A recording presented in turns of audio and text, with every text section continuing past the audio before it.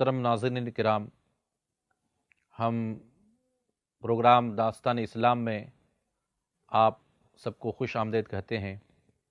ہم آج اس پروگرام میں آپ کو اسلام کے ایک ایسے اہم بنیادی رکن کے بارے میں بتائیں گے جس پہ اگر عمل کیا جائے تو میں سمجھتا ہوں کہ دنیا میں غریبی کا سوال ہی نہیں رہے گا۔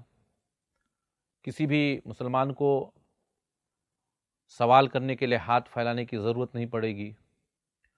کسی ضرورت مند کو اس بات کا احساس نہیں ہوگا کہ میری ضرورت کیسے پوری ہوگی۔ کسی غریب کو کبھی علاج کے لیے تڑپنے کی ضرورت نہیں پڑے گی۔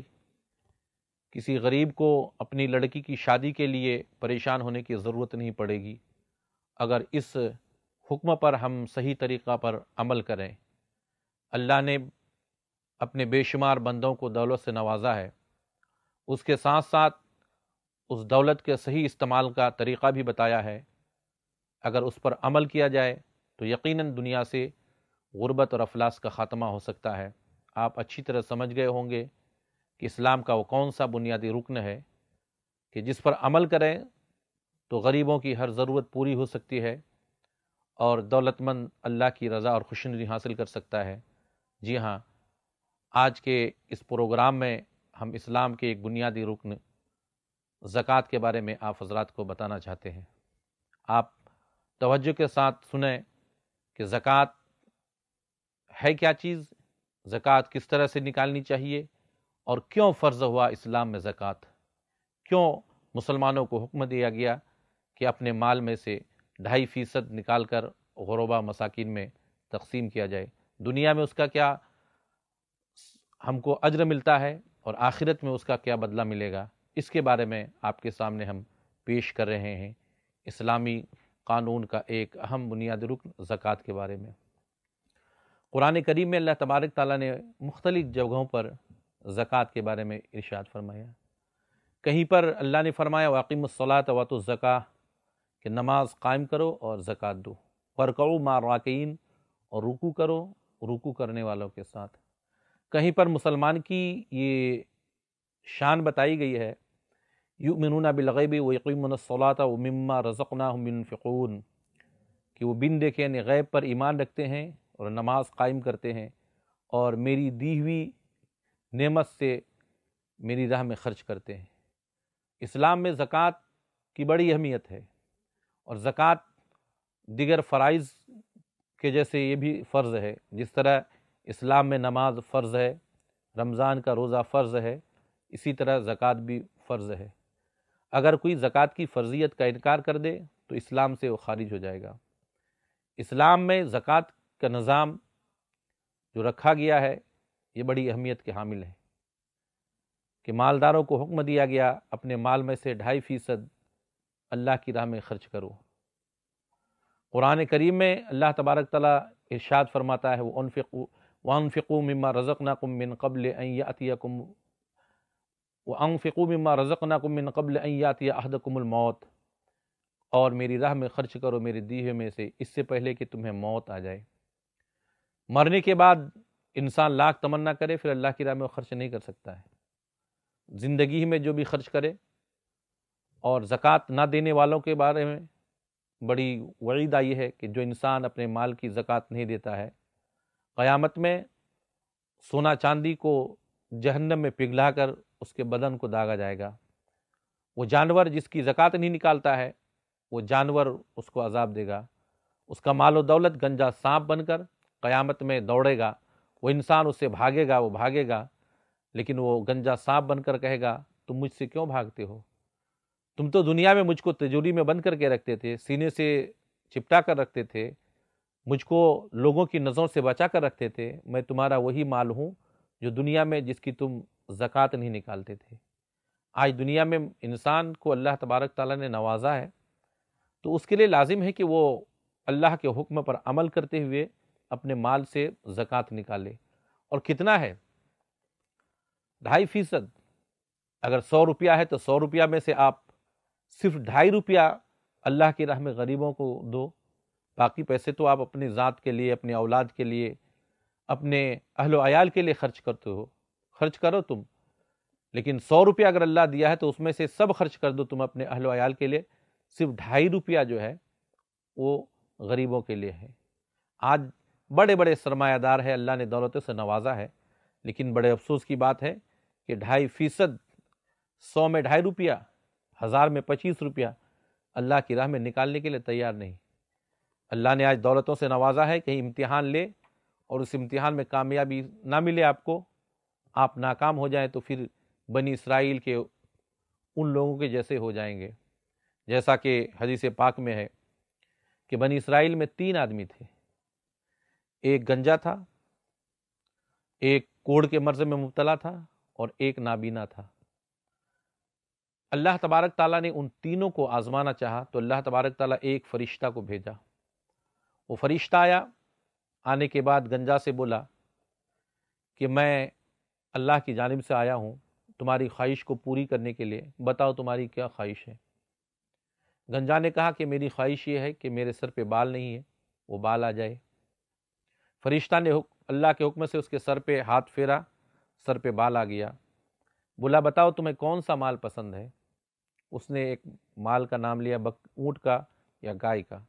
بہرحال جس جانور کو انہوں نے پسند کیا، اللہ کے حکم سے فرشتہ نے ایک ایسے جانور کو دیا جو حاملہ تھی، اور کہا کہ اللہ اس میں برکت دے۔ وہ آگے بڑھا، کوڑ کے مرض میں جو مبتلا تھا اس کے پاس وہ فرشتہ گیا اور جا کر کہنے لگا کہ میں اللہ کی جانب سے آیا ہوں، میں تمہاری ضرورت اور خواہش کو پوری کرنے کے لیے، بتاؤ تمہاری خواہش کیا ہے؟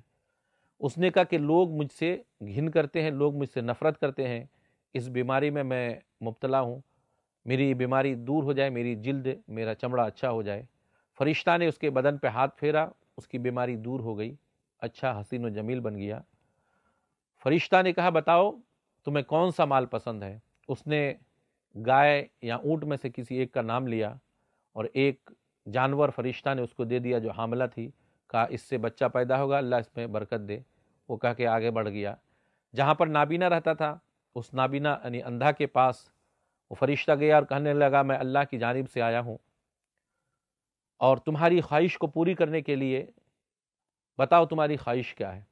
اندھا نے کہا کہ ایک اندھے کی اس سے بڑی زیادہ خواہش کیا ہو سکتی ہے کہ وہ دیکھنے لگے، اس کی آنکھ میں بینائی آ جائے، میں دنیا کو دیکھنا چاہتا ہوں، اللہ کی مخلوق کو دیکھنا چاہتا ہوں۔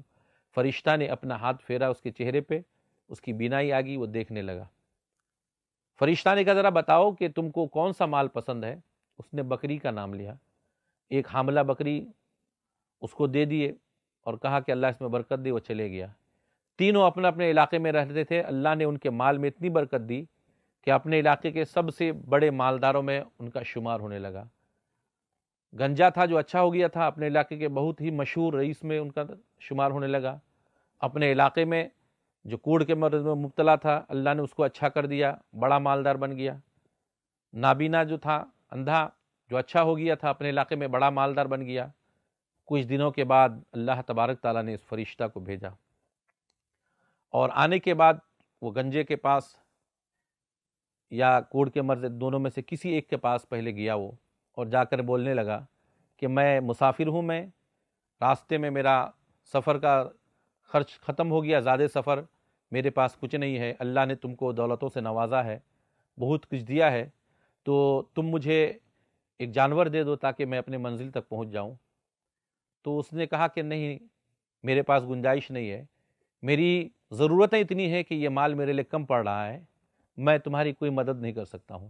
فرشتہ نے کہا مجھے خیال ہوتا ہے کہ تم ایک مرض میں مبتلا تھے، گنجا تھے، اللہ نے تم کو صحت مند بنایا، تمہارے سر پہ بال آیا، تم غریب تھے اور اللہ نے تم کو مالدار بنایا، آج اگر تم میری مدد کرو تو اس کا اجر ملے گا۔ اس نے کہا ایسی بات نہیں ہے، میں کبھی گنجا تھا ہی نہیں، ہمیشہ سے میرے سر پہ بال تھا، اور میں تو پیدائشی میرے باپ دادا کی پراپرٹی جائیداد تھی، غریب تھا ہی نہیں میں۔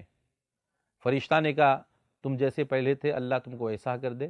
وہ آگے بڑھ گیا، اور نتیجہ کیا ہوا کہ پھر یہ غریب ہو گیا، اس کے سر کا بال بھی گیا، گھر کا مال بھی گیا، اپنی اصلی حالت پہ آ گیا۔ آگے بڑھا وہ، اور پھر اس کے بعد وہ کوڑ کے مرض میں جو مبتلا تھا اس آدمی کے پاس گیا اور بولا کہ میں مسافر ہوں، راستے میں میرا زیادہ سفر ختم ہو گیا، میرے پاس کچھ بھی نہیں ہے، اللہ نے تمہیں دولتوں سے نوازا ہے، اگر ایک جانور مجھے دے دو تو میں آسانی کے ساتھ اپنے گھر تک پہنچ جاؤں گا تمہارے سہارے اللہ کی مدد سے۔ تو اس نے کہا نہیں، میں تو دے نہیں سکتا ہوں، میری ضرورتیں اتنی ہے کہ یہ کم پڑ رہا ہے مجھے، میرے پاس گنجائش نہیں ہے کہ میں تمہاری کسی طرح سے مدد کروں۔ فرشتہ نے کہا مجھے خیال ہوتا ہے کہ تم کوڑھ کے مرض میں مبتلا تھے، اللہ تبارک تعالیٰ نے تم کو مال و دولت سے نوازا، تم غریب تھے۔ وہ کہنے لگا نہیں، میں تو کبھی کسی مرض میں مبتلا ہی نہیں ہوا، ہمیشہ صحت مند رہا، اور میں مالدار خاندانی جو باپ دادا کی دولت ہے میرے پاس، کبھی میں غریب نہیں تھا۔ فرشتہ نے کہا ٹھیک ہے، تم جیسے پہلے تھے اللہ تم کو ایسا بنا دے، اور اس سے آگے بڑھ گیا۔ نتیجہ کیا ہوا کہ پھر یہ اسی کنڈیشن میں آ گیا، اسی بیماری میں مبتلا ہو گیا، اس کے مال و دولت بھی سب چلی گئی۔ اب تیسرے آدمی کے پاس وہ فرشتہ گیا، اور جانے کے بعد کہا کہ اللہ تبارک تعالیٰ نے تم کو مال و دولت سے نوازا ہے، تم کو نابینا تھے اچھا کیا ہے، میں ایک مسافر ہوں، غریب ہوں، مجھے تمہاری مدد کی ضرورت ہے، میرے پاس کچھ نہیں، اگر تم مدد کرو تو اللہ کے حکم سے تمہاری مدد سے میں اپنی منزل تک پہنچ سکتا ہوں۔ تو اس نے کہا ہاں بے شک اللہ تبارک تعالیٰ نے مجھے دولت سے نوازا، میں ایک غریب آدمی تھا، میں نابینا تھا، اللہ نے مجھے بینائی عطا کی، میں دنیا کو دیکھ نہیں سکتا تھا، اللہ نے مجھے دیکھنے کی قوت عطا کی، دنیا کو دیکھتا ہوں۔ تم ایک دو کی بات کر رہے ہو نہیں، بلکہ تم کو جتنا چاہیے میرا تمام مال تمہارے سامنے ہے، جتنی کی بھی ضرورت ہے تم لے جاؤ، میں دینے کے لیے تیار ہوں۔ وہ فرشتہ نے کہا سنو، میں کوئی انسان نہیں ہوں، کوئی مسافر نہیں ہوں، میں اللہ کی جانب سے ایک فرشتہ تم لوگوں کا امتحان لینے کے لیے آیا تھا۔ اللہ نے تم تینوں کو غربت سے نکال کر مال و دولت والا بنایا، بیماری سے صحت مند کیا، لیکن وہ دونوں اللہ کا ناشکر گزار بندہ بنا، دنیا بھی اس کی گئی اور آخرت میں بھی برباد ہو گیا۔ تم امتحان میں کامیاب ہو گئے، دنیا میں بھی اللہ تبارک تعالیٰ تمہارے مال و دولت میں برکت عطا فرمائے گا، اور آخرت میں بھی اس کا تمہیں بدلہ دے گا۔ نبی کریم صلی اللہ علیہ وسلم نے اس حدیث کو بیان کیا بنی اسرائیل کے 3 انسانوں کے بارے میں۔ یہ ہمارے لیے ایک پیغام ہے کہ اللہ نے اگر ہم کو دولت سے نوازا ہے تو زکوٰۃ کی شکل میں ہم پر جو ذمہ داری عائد ہوتی ہے، ہمارے لیے ہے لازم کہ ہم اس ذمہ داری کو پوری کریں۔ قرآن میں اللہ نے خود فرمایا کہ تم سائل کو مت جھڑکو، کوئی سوال کرنے کے لیے آئے تو تم اس کو مت جھڑکو۔ تو اللہ نے دولت سے نوازا ہے تو زکوٰۃ کی شکل میں ہم اس کو دیں۔ حضرت زکوٰۃ کس پر فرض ہے؟ ہاں، زکوٰۃ کس پر فرض ہے؟ جو صاحب نصاب ہوتا ہے اس پر زکوٰۃ فرض ہوتی ہے۔ اب صاحب نصاب کس کو کہتے ہیں میں ذرا وہ بتانا چاہتا ہوں۔ جس کے پاس 7.5 تولہ سونا یا 52.5 تولہ چاندی، یا اس کی قیمت ضرورت اصلیہ کے علاوہ ہو۔ ضرورت اصلیہ کا مطلب اپنے گھر کی جو ضروریات ہیں، رہنے کے لیے مکان ہے، بائک ہے یا کار ہے ضرورت کے تحت، اور اس کے علاوہ اور بھی جو انسانی ضروریات ہیں وہ سب ہوں۔ ان کے علاوہ اگر ان کے پاس اتنا ہو کہ 7.5 تولہ سونا ہے یا 52.5 تولہ چاندی یا اس کی قیمت ہے، تو وہ صاحب نصاب کہلاتے ہیں۔ اب ایک چیز میں بتا دوں آپ کو کہ 7.5 تولہ سونا اگر صرف سونا ہے، پیسہ نہیں ہے، چاندی نہیں ہے، تو 7 تولہ 7.25 تولہ بھی اگر اس کے پاس ہو جائے تو صاحب نصاب نہیں ہوتا ہے، 7.5 تولہ سونا ہونا پڑے گا۔ یا صرف چاندی ہے، سونا نہیں ہے، پیسہ بھی نہیں ہے، ضرورت اصلیہ کے علاوہ 52.5 تولہ چاندی اس کے پاس ہے تو وہ صاحب نصاب ہوتا ہے۔ لیکن کچھ سونا ہے، کچھ چاندی ہے، کچھ پیسہ ہے، تو وہ سب ملا کر 52.5 تولہ چاندی کی جو قیمت ہوتی ہے وہ قیمت تک پہنچ جائے تو وہ صاحب نصاب ہو جائے گا۔ مثلا ایک مثال دے کے بتاؤں میں، ایک آدمی کے پاس صرف سونا ہے، چاندی بھی نہیں ہے، پیسہ بھی نہیں، کچھ بھی نہیں ہے، 7.25 تولہ تک ہو جائے بھی تو بھی وہ صاحب نصاب نہیں ہوتا ہے۔ اور ایک آدمی کے پاس 1 تولہ سونا ہے، 4 تولہ چاندی ہے، دونوں ملا کے اگر 52.5 تولہ چاندی کی قیمت ہو جاتی ہے تو وہ صاحب نصاب ہو جائے گا۔ اب میں ایک مثال بتا دوں کہ 52.5 تولہ چاندی کی قیمت اگر 20-22 ہزار روپیہ ہوتا ہے، مثلا ایک بازار کے حساب سے اس کی قیمت بڑھتی گھٹتی رہتی ہے، تو جو بھی 52.5 تولہ چاندی کی قیمت ہوتی ہے، تو ایک آدمی اگر مثال کے طور پر 22,000 یا 25,000 روپیہ، 52.5 تولہ چاندی کی قیمت مثال سمجھ لو 25,000 روپیہ ہے، اس کے پاس 1 تولہ سونا ہے اور 2 تولہ چاندی ہے، دونوں کو ملا کے وہ تو 30,000 تک ہو جاتا ہے۔ 1 تولہ سونا کی قیمت اگر 30,000 روپیہ ہے تو سونا ہی کی قیمت 30,000 ہو جاتا ہے، چاندی ملا کے تو دونوں کو ملا کے اگر اس کے پاس 25,000 روپے ہوتے ہیں تو وہ صاحب نصاب ہو جاتا ہے۔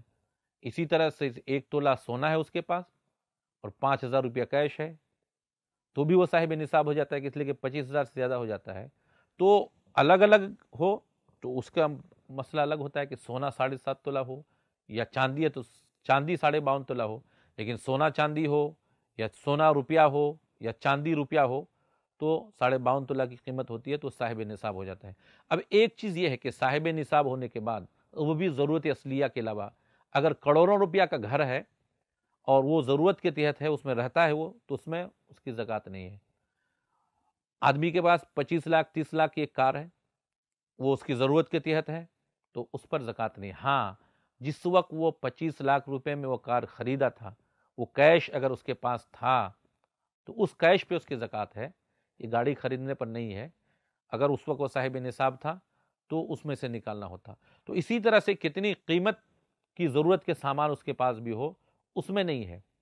ایک مکان ہے اس میں رہتا ہے، وہ کروڑوں روپے کا ہے تو اس میں زکوٰۃ نہیں ہے، لیکن دوسرا مکان خرید لیا، وہ تو خریدا ہے جس پیسے سے، وہ پیسہ اگر تھا اس کے پاس تو وہ صاحب نصاب ہونے کی بنیاد پر اس کی زکوٰۃ نکالنا تھا۔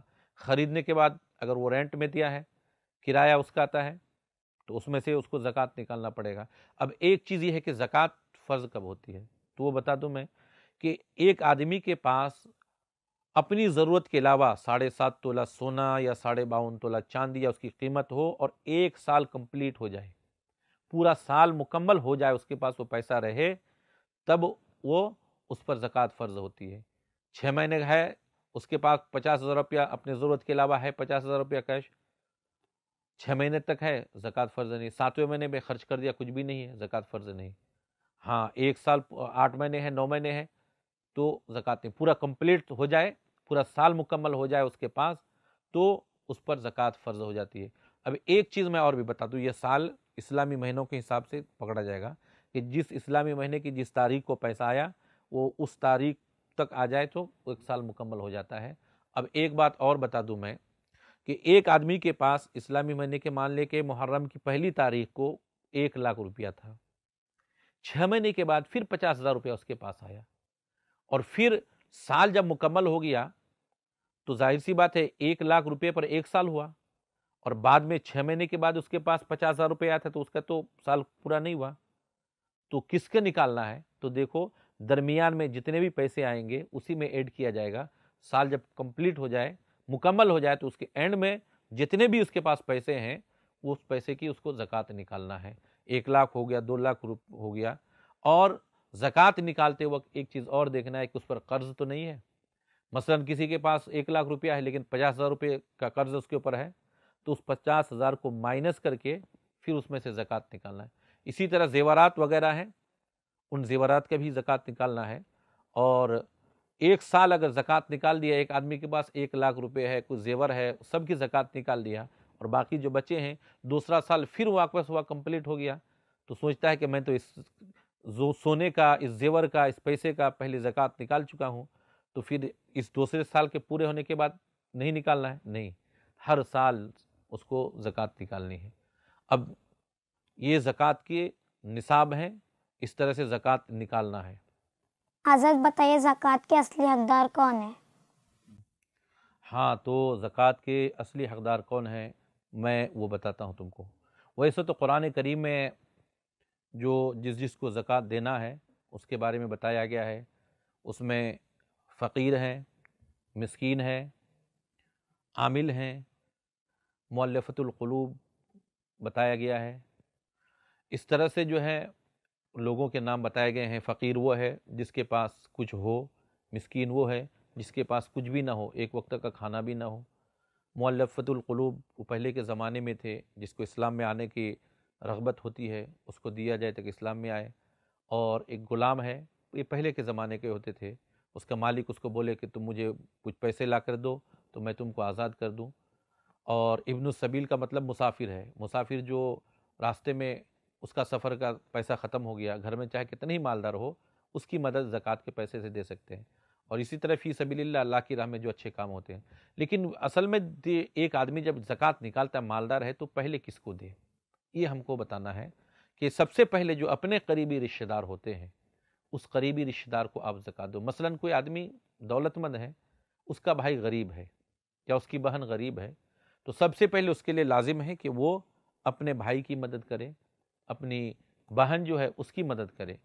بیٹی اگر غریب ہے، بیٹی کو زکوٰۃ نہیں دے سکتا ہے، بیٹا کو زکوٰۃ نہیں دے سکتا ہے، ماں کو نہیں دے سکتا ہے، باپ کو نہیں، دادا دادی کو نہیں، جس سے یہ ہوا ہے اس کو نہیں، اور اپنی اولاد کو، بیٹی کو، بیٹا کو، پوتا پوتی کو، نواسا نویسی کو، اس طرح سے یہ نہیں دے سکتا ہے۔ بھائی کو دے سکتا ہے، بہن کو دے سکتا ہے، بیٹی کو نہیں دے سکتا ہے، لیکن داماد اگر غریب ہے، داماد کو دے سکتا ہے۔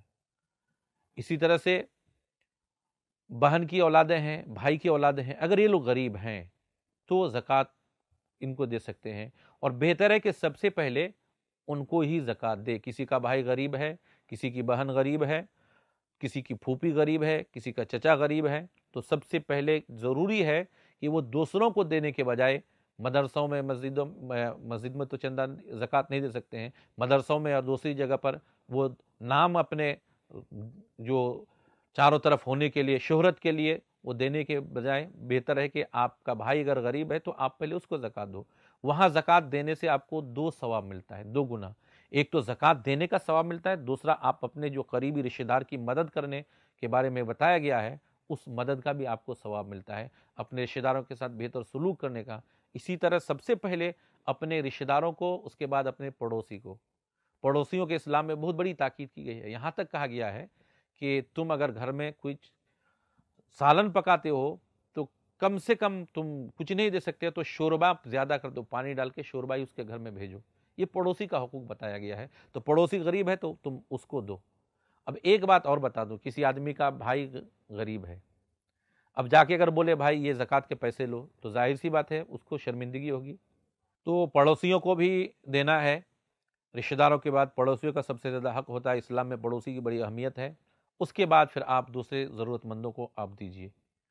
اور ایک چیز یہ ہے کہ بھائی کو جب دیتے ہیں، بہن کو دیتے ہیں، تو وہاں بولنے کی ضرورت نہیں ہے، اس لیے کہ ایک بھائی کو آدمی زکوٰۃ دے گا تو اس کو بھی شرمندگی محسوس ہوگی، دینے والے کو بھی اچھا نہیں لگے گا۔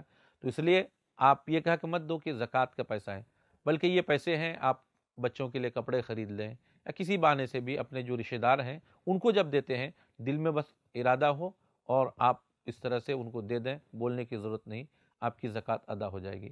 تو اس طرح سے اسلام میں جو زکوٰۃ کا نظام ہے، اس کو اگر صحیح طریقہ پر اسلام میں استعمال کیا جائے تو پھر غریبوں کی غربت دور ہو جائے گی، کوئی ضرورت مند کو کہیں ہاتھ پھیلانے کی ضرورت نہیں پڑے گی۔ اس لیے کہ اللہ تبارک تعالیٰ نے بہت سارے اللہ کے ایسے بندے ہیں جن کو نوازا ہے کہ صحیح طریقہ پر اگر اس زکوٰۃ کو نکالے تو بہت سارے لوگوں کے مسائل حل ہو سکتے ہیں، اور یہ آپ کے مال کے زکوٰۃ نکالنے سے آپ کا مال کم نہیں ہوگا۔ تو اللہ تو فرماتا ہے کہ جس مال میں زکوٰۃ نکالا جائے اس مال میں برکتیں ہوتی ہے، نبی فرماتی وہ مال ہلاک ہونے سے بچ جاتا ہے۔ اس لیے ہم کو چاہیے کہ اللہ تبارک تعالیٰ نے ہم کو نوازا ہے، تو زکوٰۃ کی شکل ہم پہ یہاں پر جو بھی ذمہ داری ہوتی ہے، ہم ان مال کو غریبوں میں تقسیم کر کے اللہ اس کے رسول کی رضا اور خوشنودی حاصل کریں۔